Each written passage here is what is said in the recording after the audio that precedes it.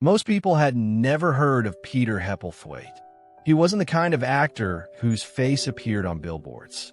He didn't dominate entertainment headlines. And outside of Britain, many viewers wouldn't have recognized his name at all. But when news of his death spread in June 2026, something unusual happened. The tributes didn't come from just a handful of colleagues. They came from former students, friends, actors, directors, people whose lives had crossed paths with his in ways both large and small. And as those tributes continued to pour in, a question began to emerge. Who was Peter Heppelthwaite? Because the more people spoke about him, the more it became clear that this wasn't simply the story of an actor. It was the story of a man whose impact stretched far beyond television screens. A man who spent decades building a career without chasing celebrity. A man who quietly changed lives. And a man whose greatest legacy may have had nothing to do with fame at all. To understand why so many people were mourning Peter Heppelthwaite, you first have to understand the kind of world he chose to build his career in. The entertainment industry can be ruthless. It's a world built on attention, visibility, recognition. Success is often measured in ratings, awards, and public admiration. Many performers spend their entire careers chasing the spotlight. Peter Heppelthwaite took a different path. Born in London in 1967, he developed a passion for performance at an early age. Like countless aspiring actors before him, he entered a profession where success was never guaranteed. For every actor who becomes a household name, thousands struggle to find consistent work. The odds are stacked against almost everyone. Yet Peter remained committed to the craft, not because it promised fame, but because he genuinely loved storytelling. Over the years, he built a steady career across theater and television. While he may not have become a global superstar, he became something perhaps more respected within the industry. Reliable, professional, versatile, the kind of actor directors enjoyed working with. The kind of performer who elevated every project he joined. And as the years passed, audiences across Britain began seeing his face in a growing number of productions. For many viewers, his most recognizable role came in The Green Grass. The series itself already carried significant expectations. As a spin-off of the beloved Only Fools and Horses, it had inherited one of the most loyal fan bases in British television history. Fans can be protective of shows they love. Spin-offs often struggle. Some fail entirely, but The Green Grass found an audience. And Peter's portrayal of Jed helped make him a familiar face to viewers across the country. Week after week, audiences welcomed him into their homes. For many, he became one of those actors they felt they knew, not because he was constantly in the headlines, but because he consistently appeared in the shows they enjoyed. Yet television was only part of the story, because while audiences knew Peter as an actor, many people knew him for something entirely different. Teaching, mentoring, helping others succeed. And this is where his story becomes far more interesting. In Hollywood, success is often measured by what you achieve for yourself. How many awards you've won, how much money you've earned, how famous you become. But Peter seemed to measure success differently.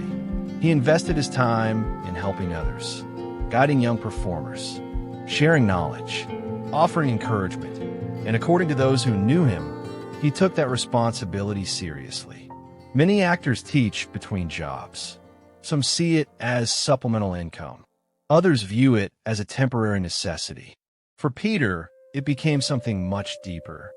Former students would later describe him as someone who genuinely cared about their development, not just as performers, but as people. He didn't simply teach acting techniques. He taught confidence, professionalism, discipline, the qualities required to survive an industry that often tests even the strongest personalities. And perhaps that's why the reaction to his death felt so different. When actors pass away, the conversation usually centers around their most famous roles. the movies, the television appearances, the awards. With Peter, people kept talking about something else. His kindness. Again and again, the same theme appeared. Different people, different backgrounds, different experiences, yet remarkably similar descriptions. Kind, generous, supportive, warm. The sort of words that rarely dominate entertainment headlines, but often matter most in real life. One former student described him as someone who changed the direction of their life. Another spoke about the confidence Peter helped them discover. Others remembered his encouragement during difficult moments, his patience, his willingness to listen, and perhaps most importantly, his ability to make people believe in themselves. That's not something you can measure with ratings. You can't quantify it with awards, but its impact can last a lifetime. And as tributes continued emerging, another picture started forming. Peter wasn't simply respected. He was loved. The distinction matters. People can respect talent. People can admire success. But love is different. Love is earned through character, through consistency, through the way you treat people when nobody is watching. And a story shared after Peter's death suggested that he had spent decades earning exactly that kind of admiration. Yet despite everything people would later say about him, Peter himself never appeared interested in becoming a celebrity. In many ways, he represented a disappearing type of performer. The working actor, the professional, the craftsman, someone more focused on the quality of the work than the size of the spotlight. Today's entertainment landscape often rewards visibility above all else. Social media followers, viral moments, personal branding, constant exposure. But Peter built his reputation the old-fashioned way, by showing up, doing good work, and treating people well, year after year, project after project, student after student. The result was a career that may not have generated endless headlines, but generated something arguably more valuable. Trust. People trusted him. Colleagues trusted him. Students trusted him. Audiences trusted him. And over time, that trust became the foundation of a remarkable legacy. Then came June 2026. For many fans, the news arrived unexpectedly. Peter Heppelthwaite had died at the age of 59. His family announced that he had passed away peacefully after what his daughter described as an incredible fight. Almost immediately, tributes began appearing online. Friends shared memories. Former students posted messages. Colleagues reflected on years spent working alongside him. And as people processed the news, something extraordinary happened. His legacy became visible. Not through awards, not through ratings, not through career statistics, but through stories. Hundreds of stories. Stories about kindness. Stories about mentorship. Stories about encouragement. Stories about a man who made people feel valued. The entertainment industry often celebrates extraordinary success. But Peter's story revealed something equally important: extraordinary impact. Because there is a difference. Success is often measured publicly. Impact is measured privately. Success is what people know about you. Impact is what people remember about you. And judging by the tributes that followed his death, Peter Heppelthwaite left an enormous impact. Perhaps that's why his story resonates so strongly. It's easy to admire celebrities. It's easy to be impressed by fame.